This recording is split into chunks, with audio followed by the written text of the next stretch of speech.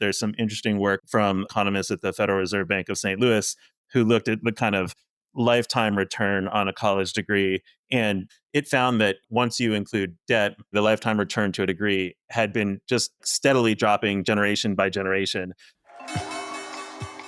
I'm Bethany McLean. Did you ever have a moment of doubt about capitalism and whether greed's a good idea? And I'm Luigi Zingales. We have socialism for the very rich, rugged individualism for the poor.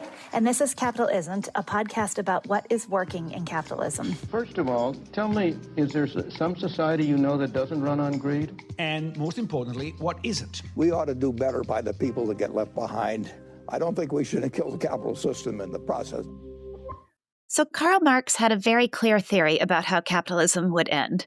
As the system matured, society would split into two classes, the owners of capital and the workers who had nothing to sell but their labor.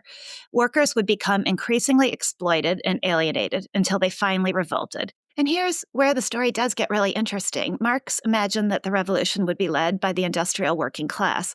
But historically, revolutions are often catalyzed by people who are educated and ambitious, people who expected to rise and instead find themselves blocked. Which makes the moment we're living in especially intriguing. Because some of the most visible labor activists in the United States today are not factory workers, but college graduates. In his new book, Mutiny, New York Times reporter Noam Scheiber, who has spent the past decade covering labor in the workplace, writes that the college wage premium is how much more you make with a degree compared with if you only have a high school diploma. But a tectonic shift started happening even before the global financial crisis. The premium flattened out, and then it began declining. After the Great Recession, the U.S. experienced a surge in college-educated workers in occupations that didn't require that level of education. These Americans, Scheiber recounts, left college with certain career ambitions, only to find themselves laboring in a different kind of job for longer than expected. These disappointed expectations, Scheiber argues, amounted to more than merely a loss of income. It inflicted a psychological injury on the graduates who thought they had done everything right, investing in their human capital, only to see their lives not measuring up to the expectations they had. So your book focuses on the stories of these people who were promised that a college degree would open doors, and then they discovered that it didn't necessarily do that. And you have some data in the book about the big economic story behind that shift, what caused the slowdown in good-paying jobs, whether it was technology, software already automating white-collar work in fields like marketing or finance long before AI came into the picture. Others said that the supply of graduates simply outpaced demand. You say that it's mysterious. What explanation did you find the most convincing? What do you think the story is? I'd say there are three things that economists have settled on, two on the demand side and one on the supply side. So on the demand side, clearly, long before generative AI, we've had accounting software, marketing software, financial management software, clerical software. This has kind of been slowly encroaching on work that white-collar workers and college grads have done over the years.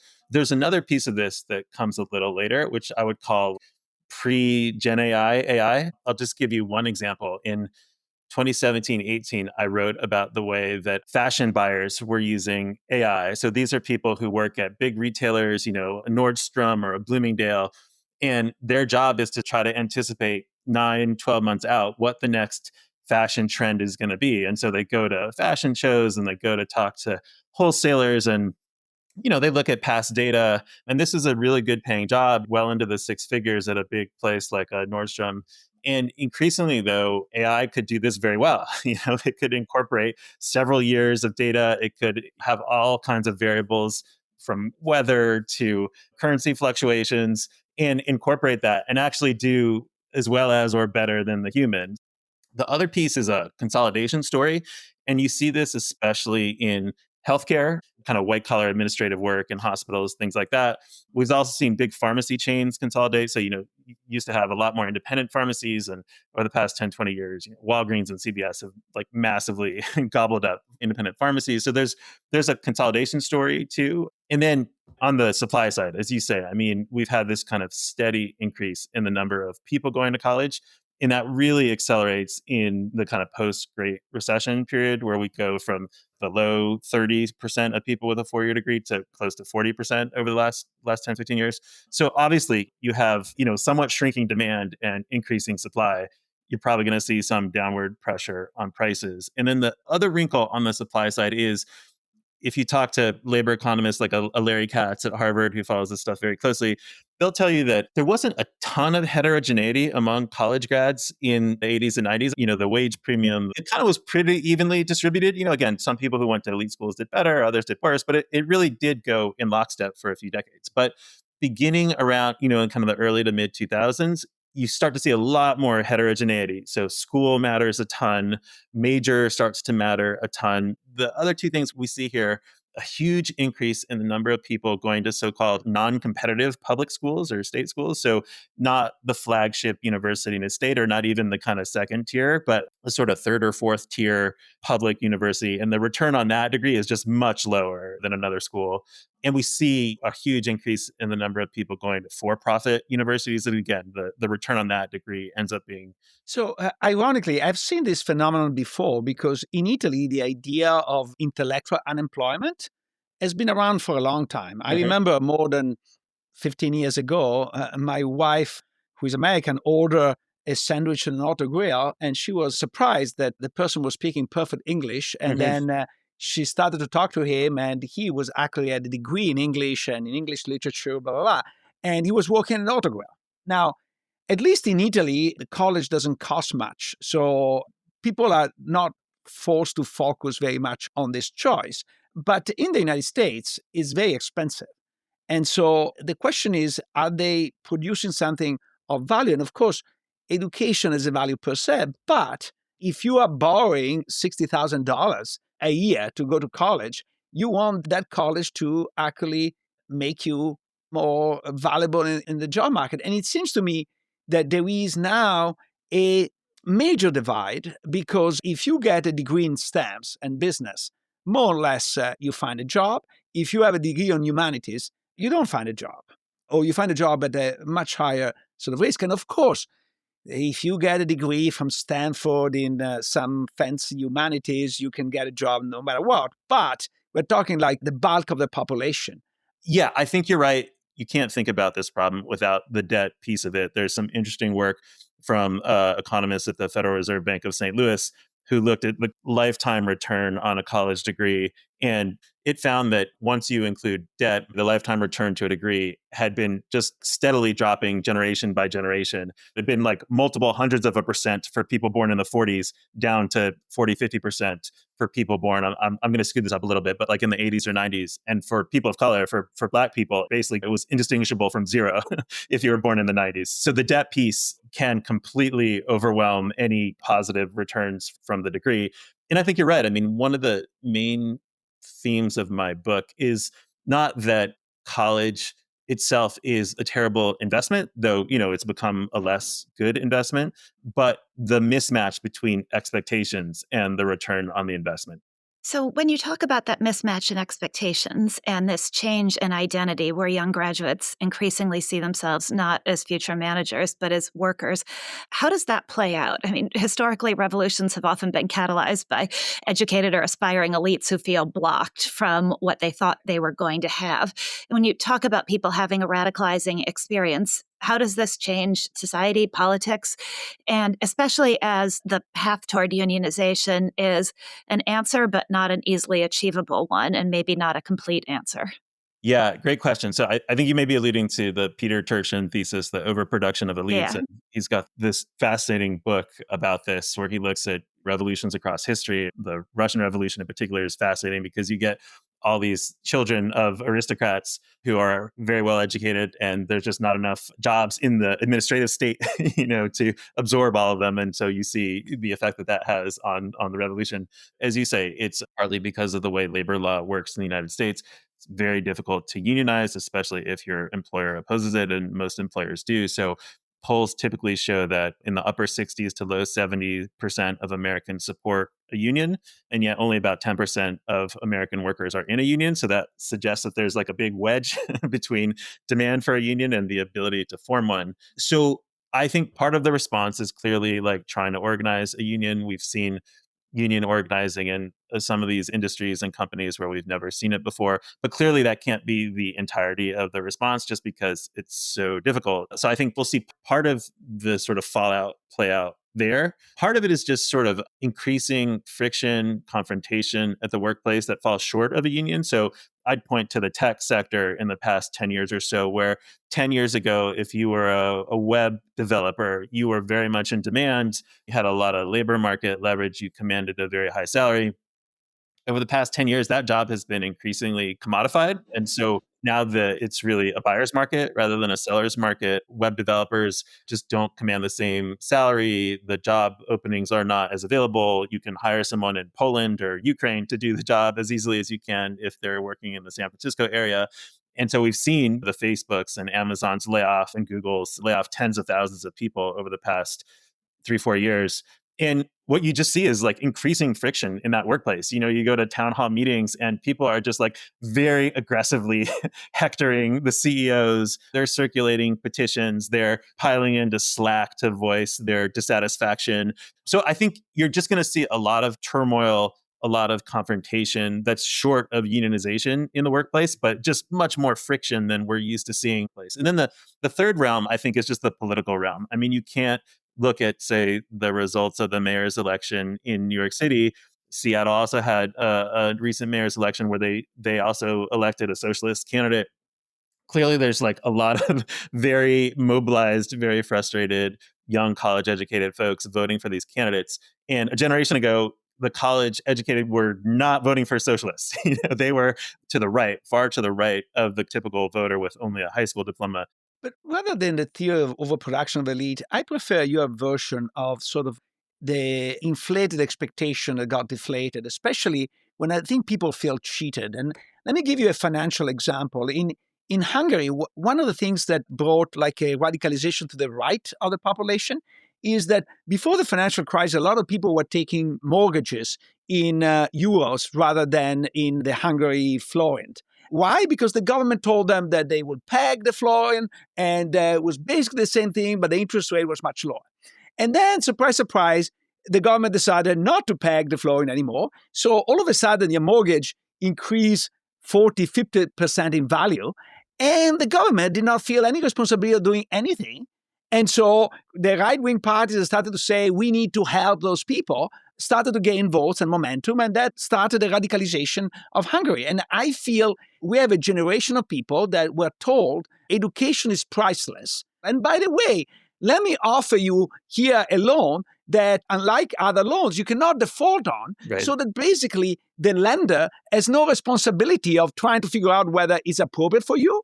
And then they realize that they got cheated, and surprise, surprise, they're pissed off, and they're right to be pissed off. And honestly, I have to say that part of the people that should be pissed off with are the universities, because we're part of a system that actually says education is priceless and you have to take it no matter what.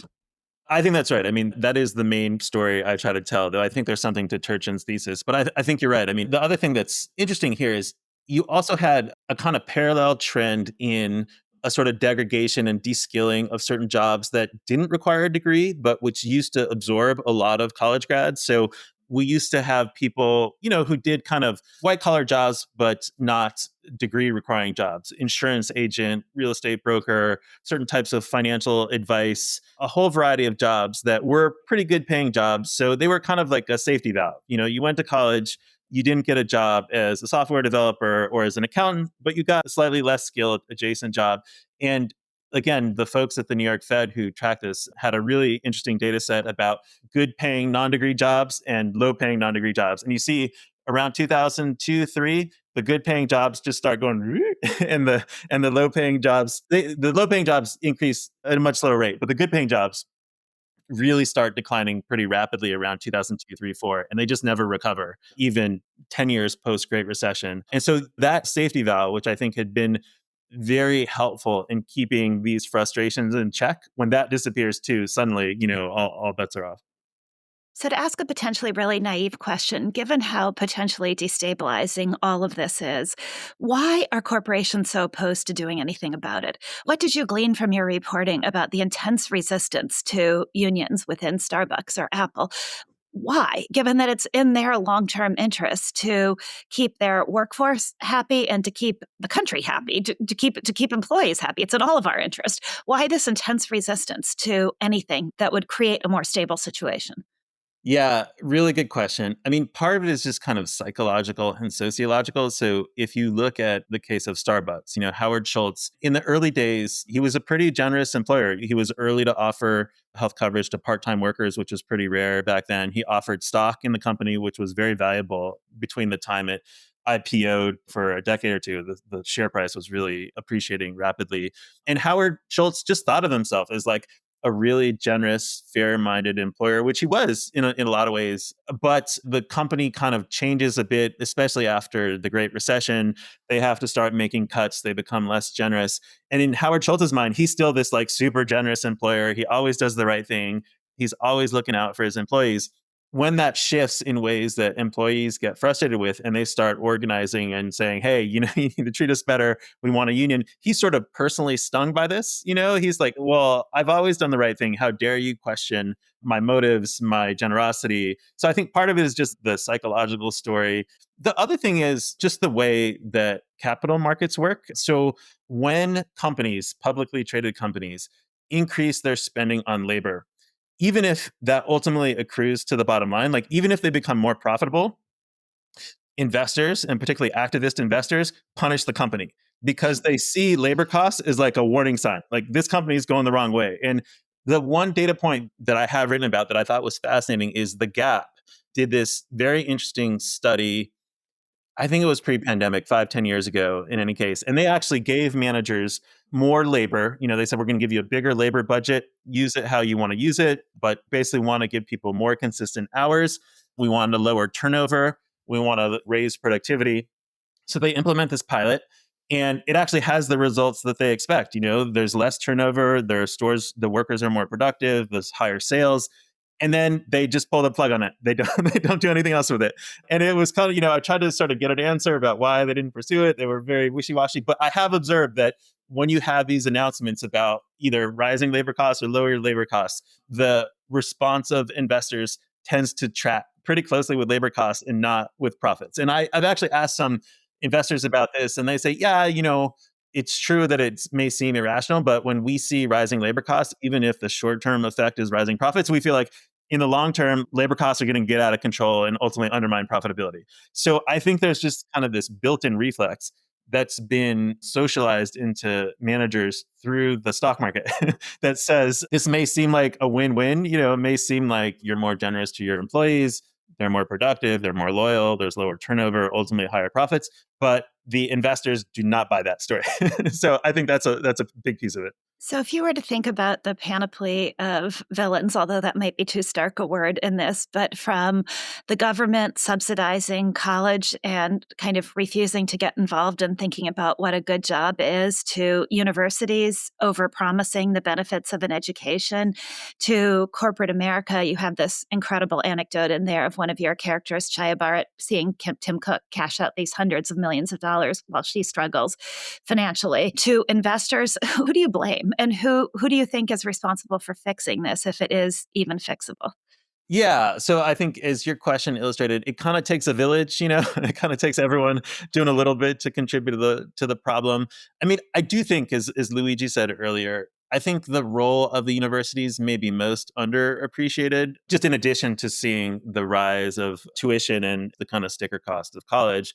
There has been like a very aggressive marketing by universities to get people in the door, to kind of sell them a dream, and then not really have a lot of candor about what the actual prospects are. Probably the most vivid example of this in my book is a chapter I have about video game workers. We've just seen this explosion of undergraduate programs in video game design over the past 20, 25 years.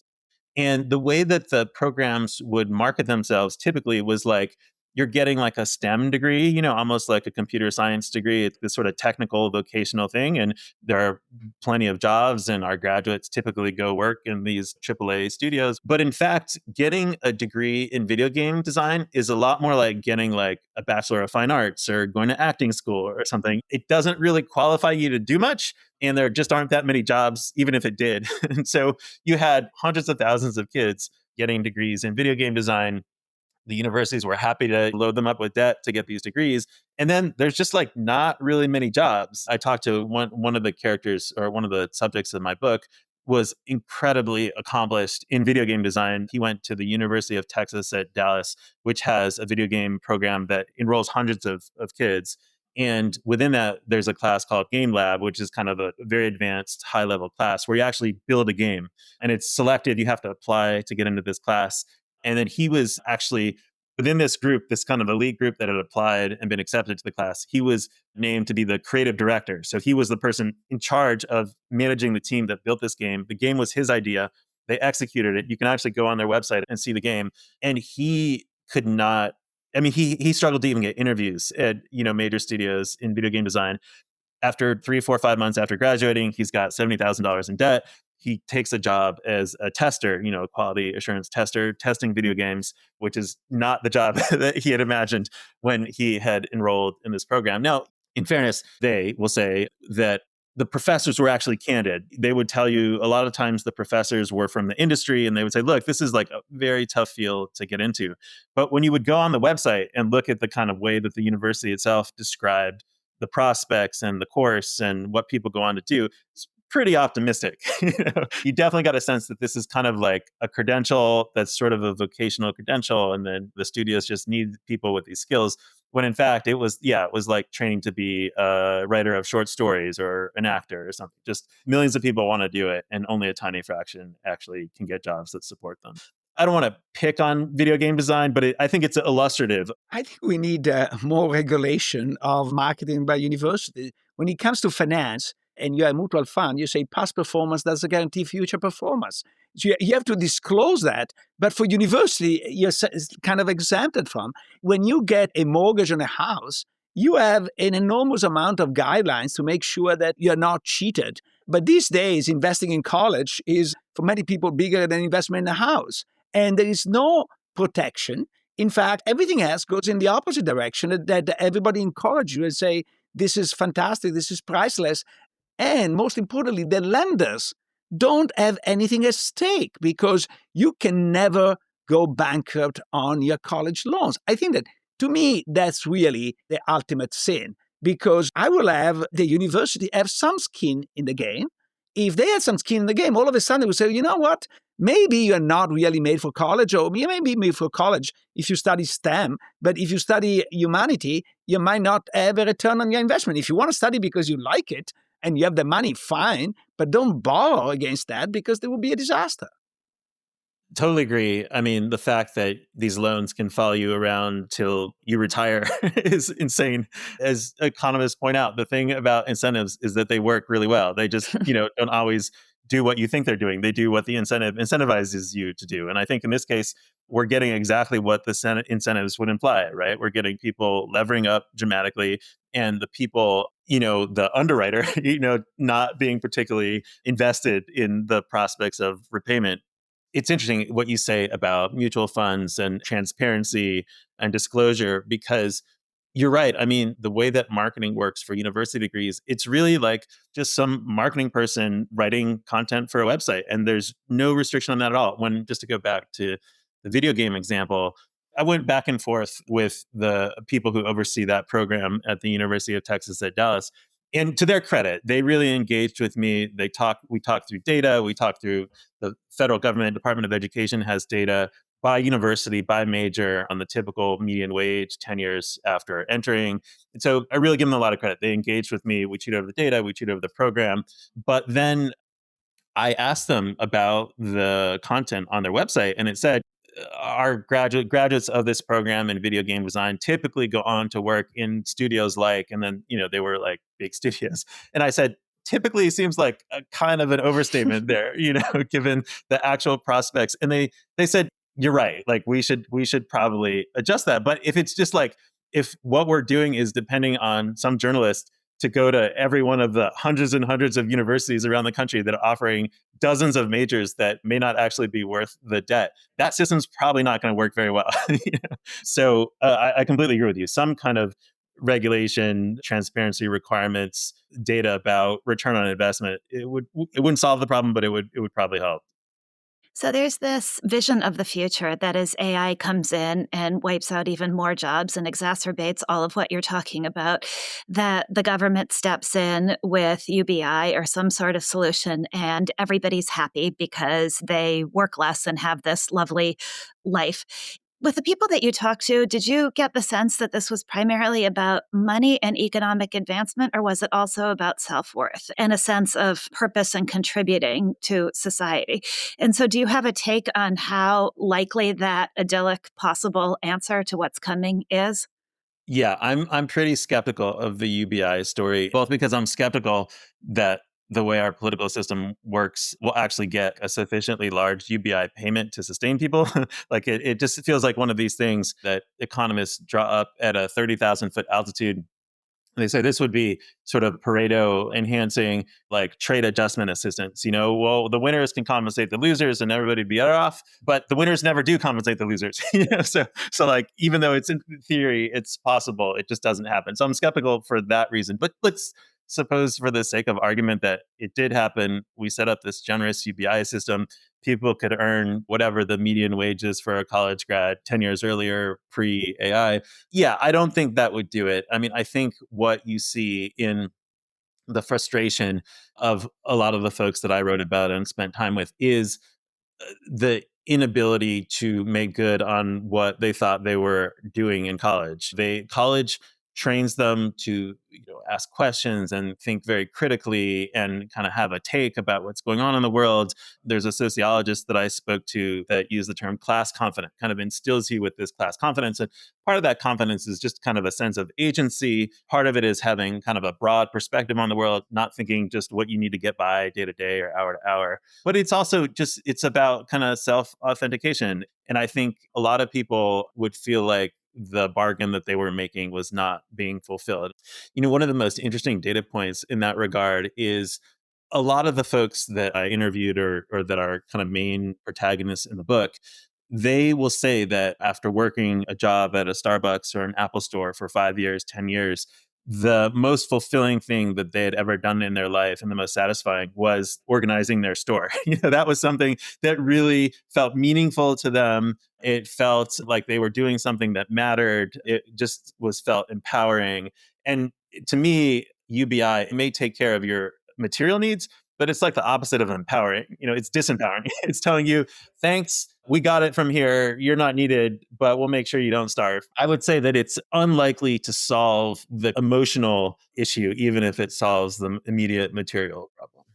So if you have time, I actually have two questions. Hopefully, they're not very long. The first one is very simple. We know that the Biden administration tried to force a forgiveness of the student loans with a lot of resentment on part of the population that either did not go to college or even sort of paid its way to college or pay down the debt. So I have an idea that came out as we were talking. Why don't we force a partial forgiveness paid by universities for the college graduates who don't get a good job after 10 years? And especially if this is systematic, in the sense, if you don't work hard and you don't have a good job, I don't know why that should be forgiven. But if I am a university, and many for-profit universities come to mind, where the college graduates don't make any more money after they come out, that's not a Right. problem of the student. It's the problem of the university that misled the students. And so should pay at least part of the cost of the tuition by forgiving part of the loan. What do you think about this idea? That seems like an obviously, positive step in bringing the incentives back into alignment. I'm sure the universities would scream bloody murder if you were to do this. And in fairness, the Obama administration did, at least late, especially late in the administration, start scrutinizing for-profit universities better, started investigating the kind of for-profit industrial complex. So there was a little more scrutiny and regulation attached to them by the end of the Obama administration. My last point, that is my obsession, as Bethany knows, is that I realized that the cost of producing a course in STEM is much higher than the cost of producing a course in humanities. However, university charge the same no matter what the course Hmm. is. And this implicitly is a subsidization for STEM graduates, who, by the way, make more money afterward, and a tax on humanities graduates. Now, you can see, I'm not necessarily against the cross subsidization. The question is, I don't see the logic of this cross subsidization. Do Right. you see any? And why nobody has raised this as an issue? Yeah, it's a great point. As you say, all of the literature on heterogeneity among college grads suggests that major matters a ton, and that the people in technical or business and finance and economics do much better than people in humanities and liberal arts. So, at a first approximation, the subsidy seems to make no sense. I agree. I mean, I would imagine that the universities tell some story like, well, we really subsidize everybody. The value that you get out of being at this university between the degree itself and the access to all this infrastructure, like we're not actually charging you the actual cost of this. We're subsidizing everybody. So yeah, maybe we're subsidizing STEM people slightly more, but everybody is being subsidized. And maybe the STEM people actually end up contributing to that subsidy in future years because they get higher paying jobs and they donate back to the university. It's kind of win-win for everybody. That said, I agree with you. I don't understand why given what we know about the labor market outcomes of people in different majors, it does seem strange to charge the same amount and implicitly have a subsidy. I mean, it's hard to think of another market where you can buy the more valuable thing for the same price as the less valuable thing. You walk into an Apple store and you get the super fast professional quality Mac. You don't pay the same as the iPad or something. So it is weird. It's not a feature that we identify with like typical capitalist transactions. If you're enjoying the discussions we're having on this show, then there's another University of Chicago Podcast Network show you should check out. It's called the Chicago Booth Review Podcast. What's the best way to deliver negative feedback? How can you use AI to improve your business strategy? And why is achieving a soft landing so very hard? The Chicago Booth Review Podcast addresses the big questions in business, policy, and markets with insights from the world's leading academic researchers. It's groundbreaking research delivered in a clear and straightforward way. Find the Chicago Booth Review Podcast wherever you get your podcasts.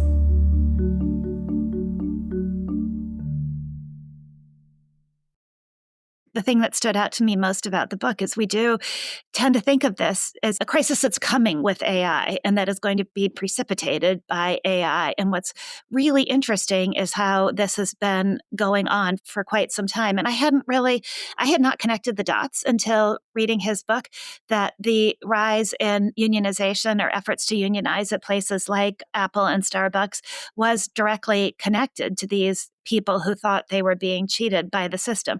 And I really think this is one of the most important questions facing capitalism, because if the whole mechanism is broken of investing in an education in order to find yourself on a path to the middle class, which therefore makes you a believer in the system because you're seeing the benefits of the system to you, if that whole thing is derailed, then that does seem to me as a really big problem for our current system. You? Absolutely. And as you said, is not just a problem of AI. AI will make it worse for sure. The other thing that really made me think is I was always very much against the Biden loan forgiveness program because I thought it was really economically unfair in the way it was designed. But now I think maybe there should be some form of sort of a help for people who were pushed to do the wrong thing. And now they find themselves really trapped. And after all, when banks took on too much debt, they were helped by the government. And so why the poor college graduates who really were pushed to go in that direction, and now they find themselves trapped with debt, they shouldn't receive help. And maybe this help, I think that would be the more fair thing. Maybe this help comes from the university themselves, that they have to pay down part of their debt because they promised something that they did not deliver. Yeah, I really like your line that it is almost financial fraud. I mean, it is financial fraud. I don't know why I'm saying almost. That if somebody else other than a university had sold this bill of goods to people and it had proven to be as much of a bill of goods as it is, there would be some sort of responsibility for it. And all of this does make me think a lot about the financial crisis, because in that case, it was homeownership that was sold to Americans as buy a home, do whatever it takes to get yourself into a home. That's what you're supposed to do, and that's better for you. It's an investment that's going to pay off. And in a sense, student debt is the same thing. It's do whatever you can, take out all this money in loans in order to get yourself an education, because that's the path to the middle class. That's the path to bettering yourself.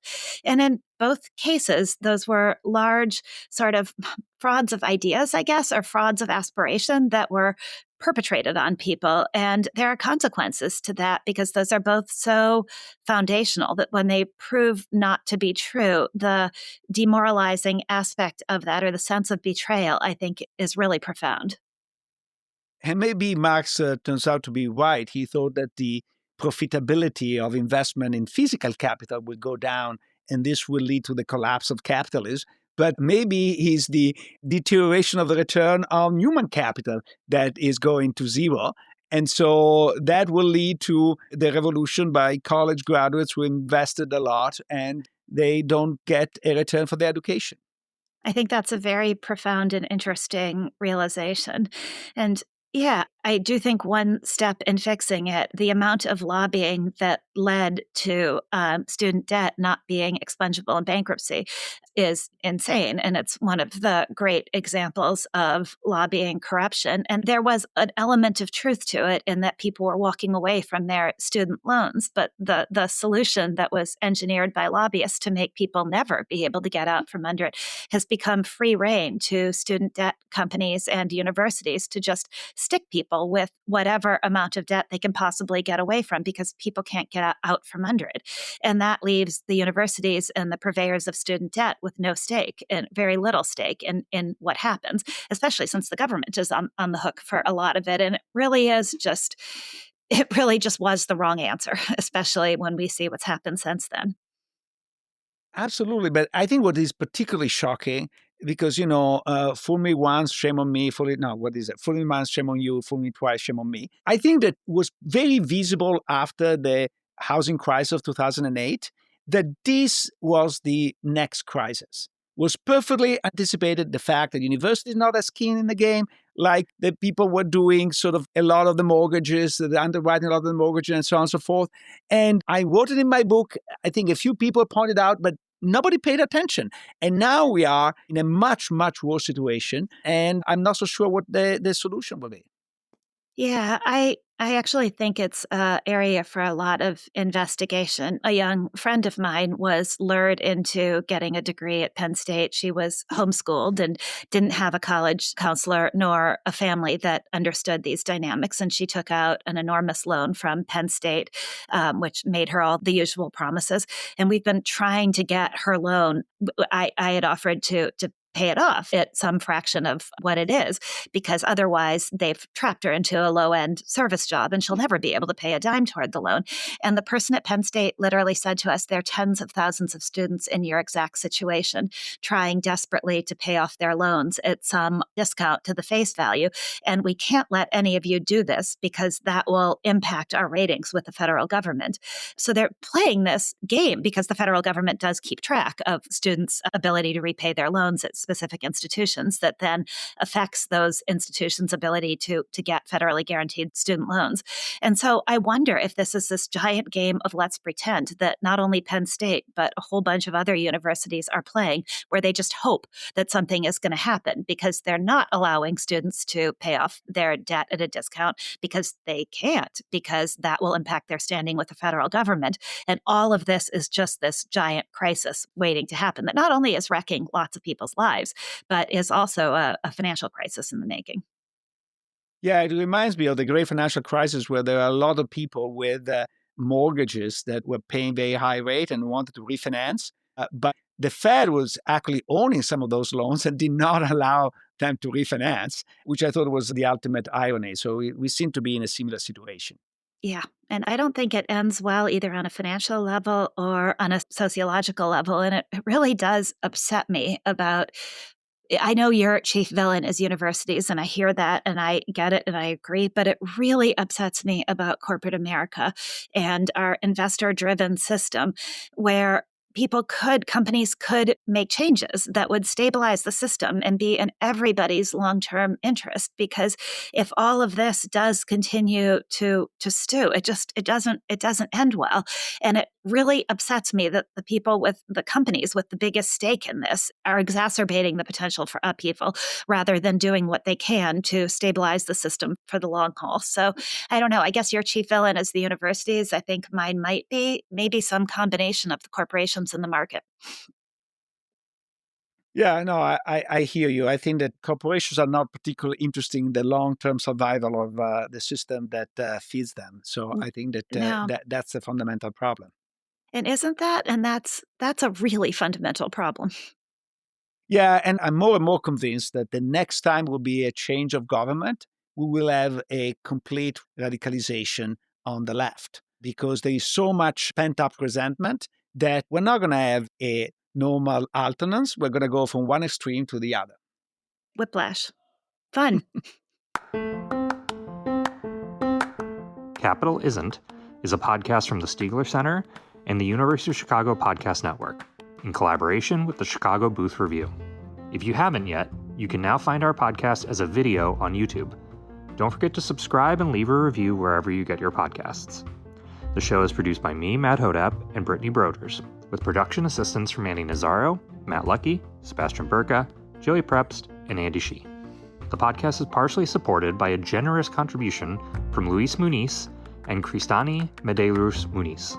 We are grateful for their commitment to advancing the thoughtful dialogue and scholarly engagement on our show. If you'd like to take the conversation further, also check out promarket.org, a publication of the Stiegler Center, and subscribe to our newsletter. Sign up at chicagobooth.edu/Stiegler.